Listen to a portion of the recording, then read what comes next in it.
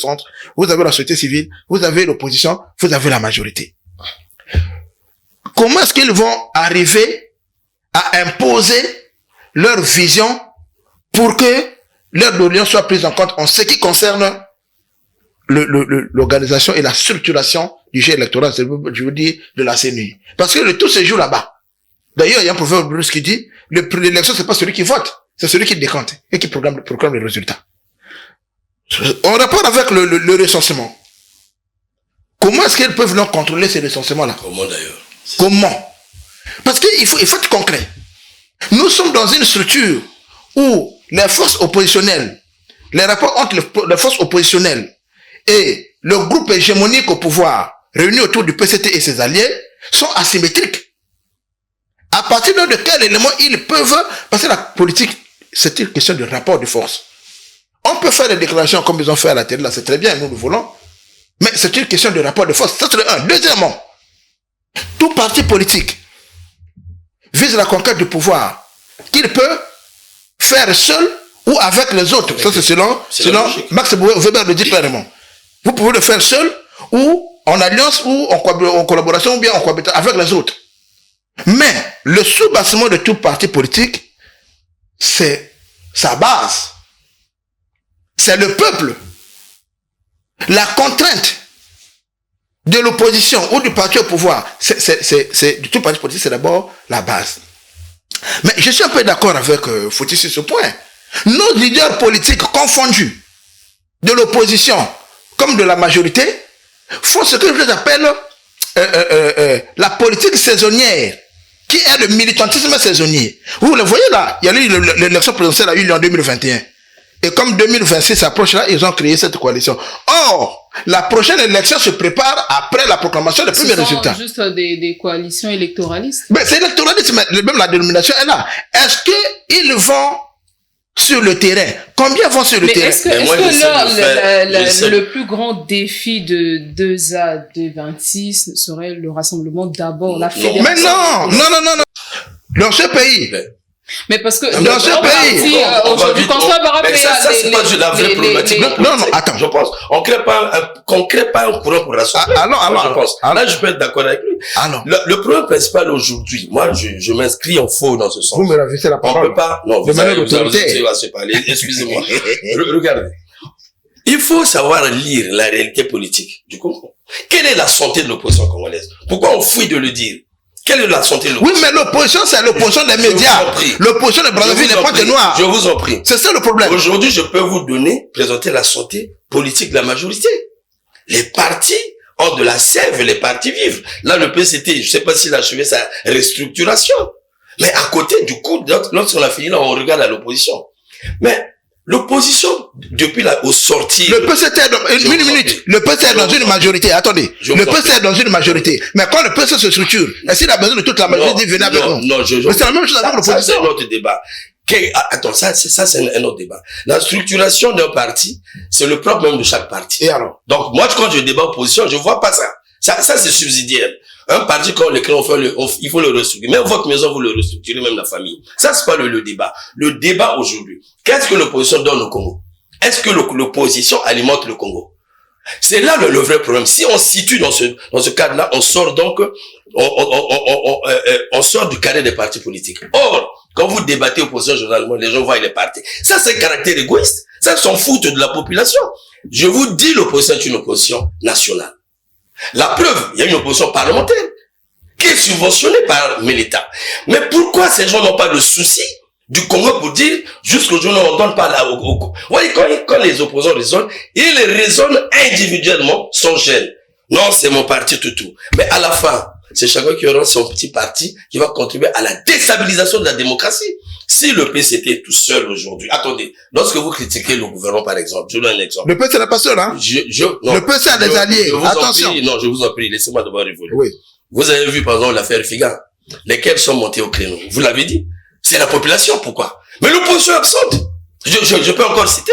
Nous sommes journalistes. Non, on est d'accord. C'est nous je vous en prie. C'est nous qui allons au front. Non, je m'adresse pas à vous, je m'adresse aux opposants. C'est pas vous l'opposant. Nous allons au front. Vol tout, ainsi de suite des deniers publics. Avez vu un opposant sortir? Nous avons dû récemment Nous avons vu ce que Tsatima Ben a fait à Wesso, par exemple. Nous avons vu ceci, cela. C'est tout le monde qui l'a dit sur les réseaux sociaux. Est-ce que cette attitude-là charme la population? Non. Je vous assure, hein, tous les Congolais ne peuvent pas d'accord avec la majorité. Ça, c'est la logique, maman. C'est-à-dire que là, côté, il y a ceux qui avaient dit non, il y a ceux qui avaient dit oui. Mais que l'opposition se sente quand même responsable pour dire, nous devons faire en fait la politique comme il se doit. Mais comme vous voyez ces gens-là. Donc, je dis ce nouveau courant. Je vous jure, je m'abstiens à donner déjà des appréciations parce que témoin, je sais d'où ils partent. Ils partent de l'opposition parlementaire. Donc, la vraie réflexion, c'est là. Non, pas l'opposition parlementaire. Attendez. Moussa est là-bas. Yombi est de là-bas, Megabe vient de là. Or, quand je vois ces tenants, je me dis, il faut aller réfléchir dans la marmite opposition parlementaire. Qu'est-ce qui s'est réellement passé? C'est notre opposition constitutionnelle. Comment le Congo peut avoir une opposition parlementaire qui s'est vidée de sa sève? Quelle est la conséquence? Vous êtes politologue. Merci. C'est là ma réflexion. Merci. Qu'il ait des partis faibles ou pas, c'est pas mon problème. Merci. Mais que devient notre opposition parlementaire? Merci beaucoup. Visiblement, Victor Fouti-Molaka n'est pas d'accord avec ce que Bon, finalement, je comprends pas Romy Kokila. S'il est dans une contradiction absolue, je comprends même pas ce qu'il dit sur l'opposition. Ah bon, vous voulez me donner des notes, mais vous êtes opposant. C'est normal. Vous êtes dans le piège de votre parti. Il faut me comprendre. Vous avez intérêt à me comprendre parce que est-ce que vous pouvez écouter l'autre? Merci Romik.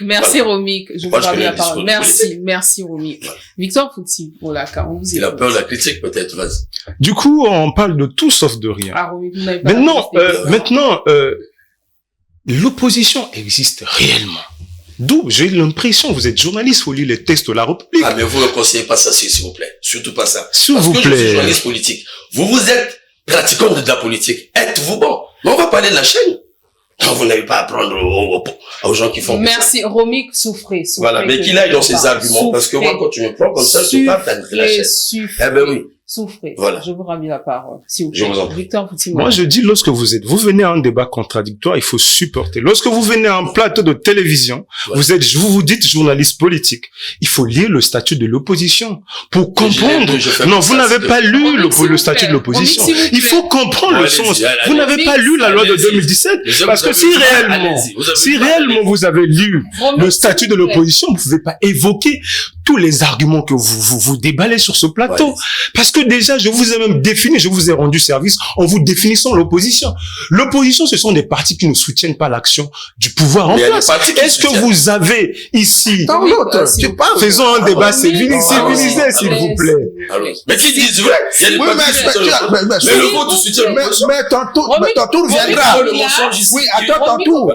Attends ton tour. S'il vous plaît. Vous avez votre temps de parole. Voilà, il faut laisser le débat. Victor Fouti-Molaka, allez-y. Donc, il y a opposition dès lors que vous avez des partis qui ne soutiennent pas l'action du gouvernement. C'est ce qui se passe d'ailleurs. Dans le cas de notre parti politique, la chaîne, qui est un parti de l'opposition, nous ne soutenons pas l'action du gouvernement. Moi, je suis conseiller municipal. Au niveau de l'opposition, dans mon conseil municipal, je m'oppose sur un certain nombre de choses. Nous faisons l'opposition. Et lorsqu'on dit que l'opposition ne fait pas émerger le pays, je ne comprends pas ce qu'on dit. L'opposition n'est pas au pouvoir. L'opposition est là pour faire des critiques et des propositions. C'est ce que nous faisons d'ailleurs. Et c'est ce que nous faisons chaque jour qui passe. Et voilà, nous contribuons au débat démocratique. Et le travail que l'opposition doit faire, c'est quoi? C'est comme je vous ai dit tantôt. Ce n'est pas à l'heure actuelle. Je ne dis pas que ce que font les amis, c'est mauvais. De chercher à regrouper l'opposition. Mais le problème n'est pas là. Nous l'avons fait plusieurs fois, ça n'a pas marché. Le problème actuellement, c'est structurer nos partis politiques. Et si nous voulons nous coaliser, c'est autour d'une vision. Et c'est le rôle même des partis. Est-ce que l'alternance 2026 n'est pas une vision majeure aujourd'hui pour l'opposition? Est-ce que c'est pas un défi de l'heure pour l'opposition? Moi, je ne parlerai pas de l'opposition. C'est le travail de tout parti politique de l'opposition. Parce que tout parti politique, dès lors qu'il est créé, il a pour objectif de conquérir le pouvoir. À l'élection présidentielle, en rang dispersé ou encore faudrait... Madame Sarah, moi, je ne comprends pas ce débat dans la scène, dans le champ politique congolais. Moi, faisons une analyse comparative. Vous avez vu les élections récemment en France. Est-ce que l'opposition est partie de manière réunie avec un candidat? Non, mais attendez, c'est là où je dis, la manière de faire la politique en France et la manière de faire la politique au Congo. Est-ce que ce sont les mêmes réalités que le Congo? Attendez, les réalités politiques sont les mêmes partout. Est-ce que c'est la même sociologie? S'il vous plaît, madame, vous me posez des questions, laissez-moi aborder. Il y a toujours des contradictions au sein de l'opposition. Vous avez vu la droite à positionner un candidat. Vous avez vu Mélenchon était candidat qui est un autre parti de l'opposition. Vous avez vu la gauche, ainsi de suite. Vous avez vu les gens se réunir autour tout ça. Le problème, c'est quoi? C'est parce que nous n'avons pas la capacité d'avoir peut-être un leader qui peut facilement booster le changement dans nos partis d'opposition. Mais ici, il n'est pas question de se réunir. Si on veut se réunir pour coaliser dans l'optique d'une élection présidentielle, on va dans une logique de regroupement politique avec une vision, un programme de société, ensemble des partis, et ensuite c'est pour gouverner ensemble et non de créer les coalitions circonstancielles juste pour une raison électorale. On l'a fait plusieurs fois, ça n'a pas marché. Il est temps de changer de stratégie. Maintenant, s'il faut critiquer des questions qui se passent dans le pays, notamment l'histoire de Figa et autres, mais tout le monde n'est pas obligé de réagir. Il y a des structures étatiques qui mènent des enquêtes. On ne réagit pas parce qu'on a envie de réagir. Si vous voulez réagir, il faut avoir les preuves probantes pour réagir.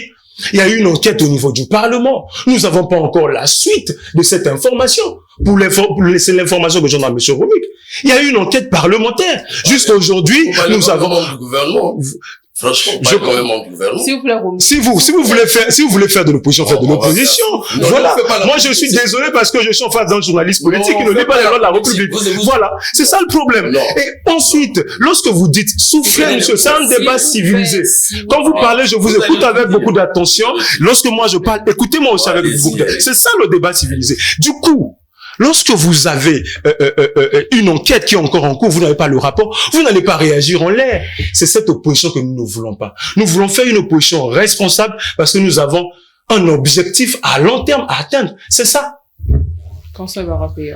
Alors, pour ajouter un peu d'eau dans le mollet de Fouti, au lieu d'aller prendre l'exemple de France, par rapport à l'unanimisme, j'ai parlé tout à l'heure de la pensée unique qui caractérise notre compatriote sur ce plateau, où on parle qu'il faut que l'opposition soit unie. Non, je réponds. Au lieu d'aller en France, cher Fouti, vous aurez pu dire que dans ce pays, en 92, il y a eu 8 candidats. 8 candidats, si je ne me trompe pas. Vous avez le président Sassou, vous avez André Milongo, vous avez Pascal Lissouba, vous avez madame Angèle Bandou, vous avez, je crois, Clément Mirassa. En tout cas, on était autour de 8 candidats. Effectivement. D'accord? On est allé, l'opposition est allée en rôle dispersé contre le président Sassou. Le président Sassou n'était même pas au deuxième tour. Ça veut dire quoi? Cette problématique, laissez-moi, c'est pas croyable. Est-ce que le problème, c'est pas autour de l'unification de l'opposition pendant la présidentielle? Non. Le poids politique de l'opposition. Je dis non. Regardez. Pour moi, l'unification de l'opposition, c'est un faux débat. Je viens de vous démontrer que en 92, il y a eu 8 candidats face au président Sassou. Donc, le problème n'est pas l'unité de l'opposition. D'ailleurs, c'est une imposture. C'est la vitalité de l'opposition. Donc, le problème, c'est que l'opposition doit être présente. Mais voilà. Et c'est là où je suis d'accord avec Fouti quand il parle de la structuration de leur parti. Ça veut dire quoi? Chaque parti doit avoir son fief d'abord, avoir son électorat, avoir un poids politique réel. À partir de ce moment-là, si vous voulez vous réunir autour d'un idéal commun, c'est-à-dire, bon, nous partons aux élections, on fait un programme pour gouverner ensemble. Bon, il y a un programme pour gouverner ensemble, chacun a quelque chose à apporter.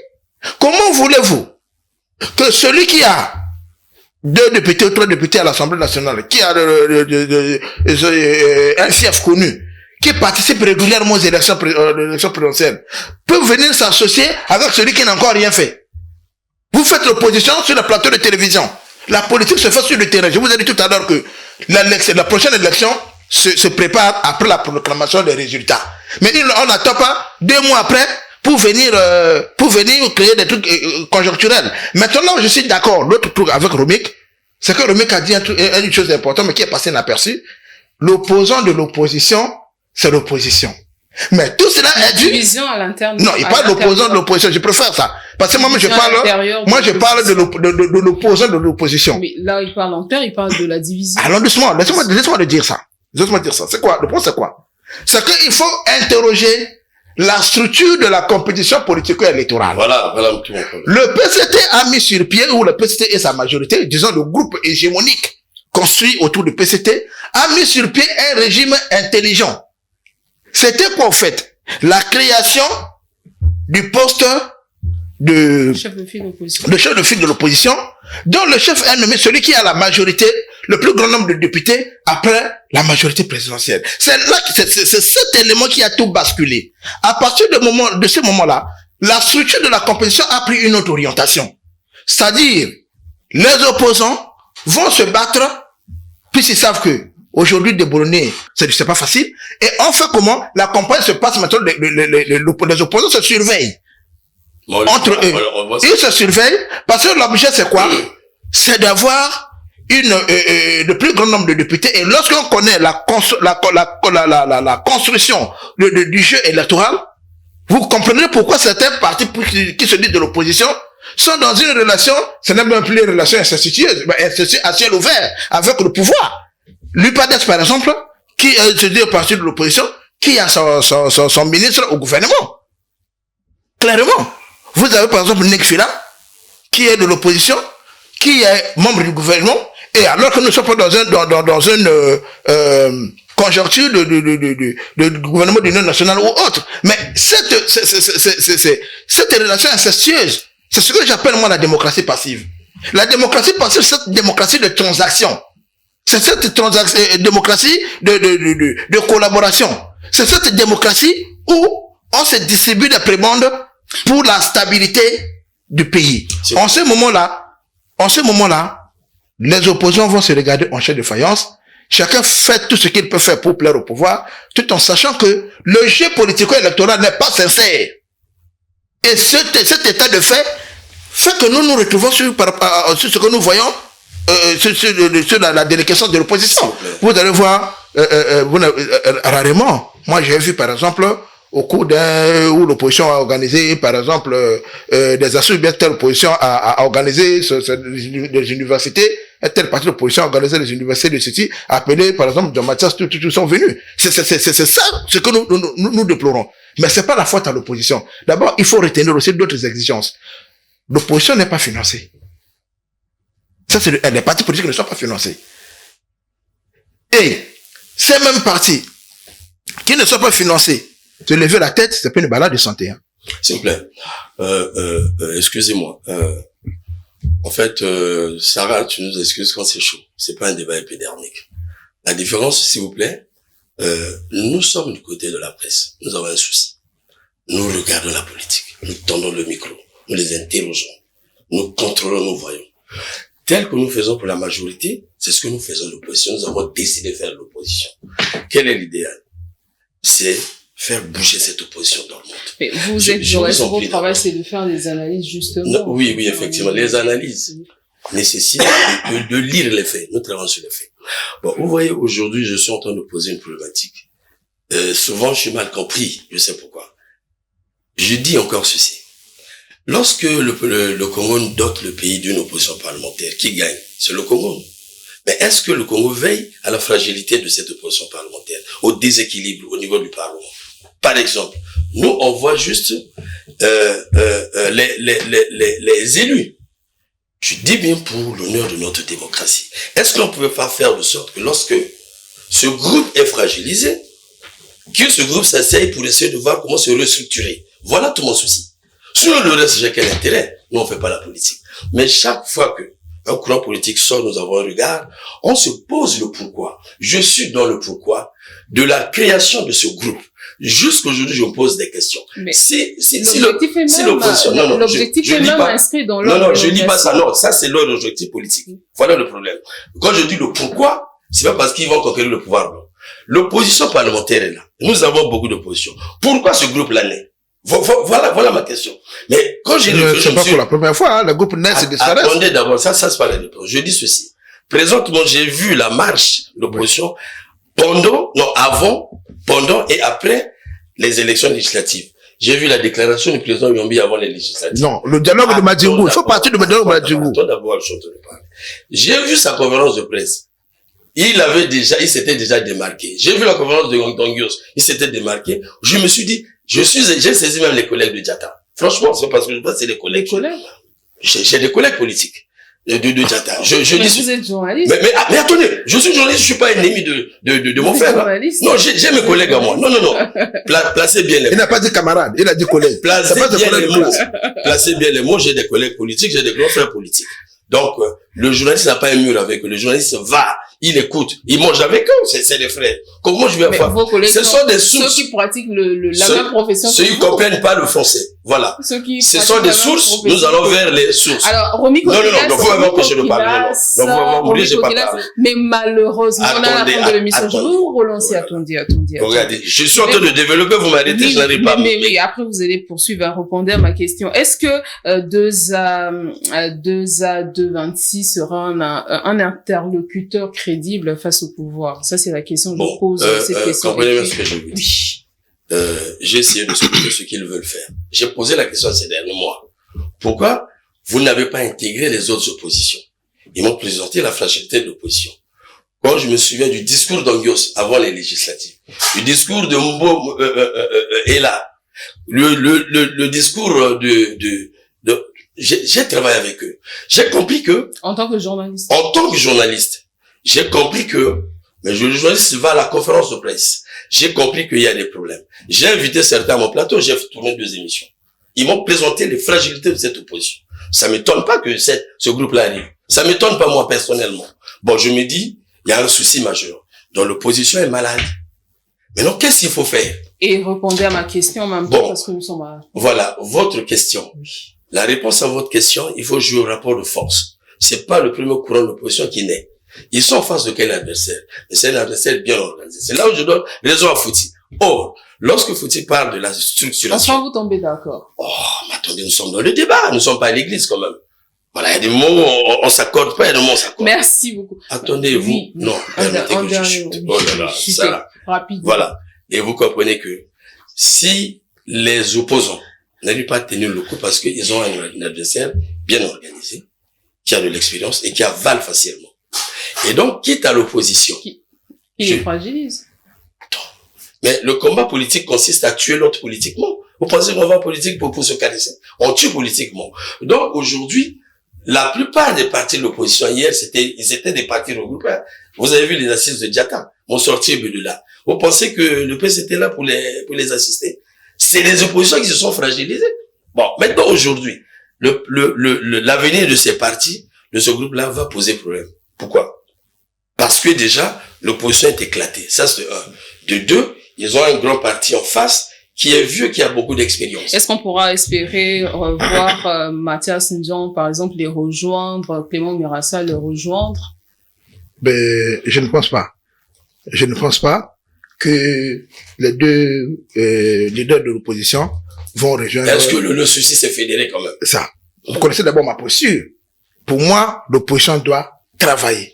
Et travailler davantage sur le terrain. Est-ce que cette coalition sera un adversaire, un interlocuteur crédible face au pouvoir? La politique, c'est des transactions. Oui. Il revient au pouvoir, à l'ordre gouvernant, de définir qui est crédible à ses yeux. Parce que la crédibilité la crédibilité ne dépend pas de moi. La crédibilité dépend de l'ordre gouvernant, qui estime que, au vu d'un certain nombre de tels éléments, je préfère discuter avec tel parti ou tel parti. Maintenant, s'ils apportent des éléments, les équations qui sont là, bien définies, il y a le rapport de force, il y a les attendus qui peuvent apporter. Oui, à un certain moment, le pouvoir peut reculer, Mais il n'est pas dit qu'il faudrait, pour le faire, il faut qu'il soit uni. Non.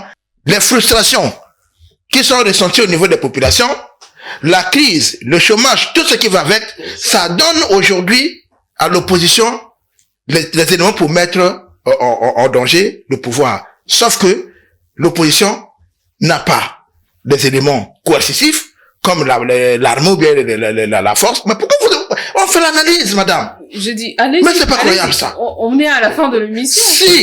Si l'URDPCT est apparenté, ainsi que le FDU, entre 92 et 97, C'est l'opposition qui a donné du fil à l'étoile au président Pascal Lissouba. Merci Constant Barapéa. Alors, Victor Fouti-Molaka, on termine avec vos dernières questions, hein, si vous voulez. On est pratiquement à la fin, en tout cas. Vous avez 2 minutes pour conclure. Est-ce que l'opposition congolaise aujourd'hui rassure les Congolais? Permettez. Est-ce que vous rassurez encore les Congolais? Est-ce que vous avez un projet politique qui pourra emballer les Congolais et les rassurer? Bon, moi, je vais vous parler honnêtement. Oui. Et parce que quand on est acteur politique, il faut qu'on ait l'habitude de faire une forme d'autocritique. Oui. Aujourd'hui, l'opposition est fragilisée et c'est notre responsabilité. Ça, il faut le reconnaître. Notre responsabilité, pourquoi? Assurance. Vous parlez de la fragilité, c'est autre chose. Effectivement. Pour assurer, il faut s'organiser. Voilà, pour assurer la population, il faut s'organiser. Il revient aux partis de l'opposition que nous sommes de nous organiser si nous avons véritablement des objectifs. Ça veut dire quoi? Il faut faire un travail de fond. La première des choses, il faut commencer par structurer nos partis politiques. C'est ça la faiblesse. Parce que vous ne pouvez pas faire seulement l'opposition des médias. Parce qu'il y a un fait, vous critiquez, vous passez sur RFI, vous critiquez. C'est pas ça l'opposition. Même si ça peut porter pour un moment, mais ça ne joue pas toujours parce que pendant les élections, ça nous rattrape. Donc vous avez des leaders politiques qui ont commencé depuis des années à faire des déclarations à la télé, à la radio, mais qui n'ont jamais bénéficié d'un mandat politique. Mais pourquoi? Parce que les gens ne font pas un travail de fond. Ça, c'est la première des choses. La deuxième des choses. Et la dernière chose. Il faut que nous nous réunissons autour d'une vision, autour d'un programme. Voyez-vous? Autour d'un programme. Et il faut qu'il y ait une émergence d'une nouvelle génération. Parce que nous avons l'impression que la plupart des aînés qui continuent à gérer ces partis politiques, aujourd'hui, c'est la nouvelle génération. qui continuent à gérer ces partis politiques ne sont plus dans une logique de combat.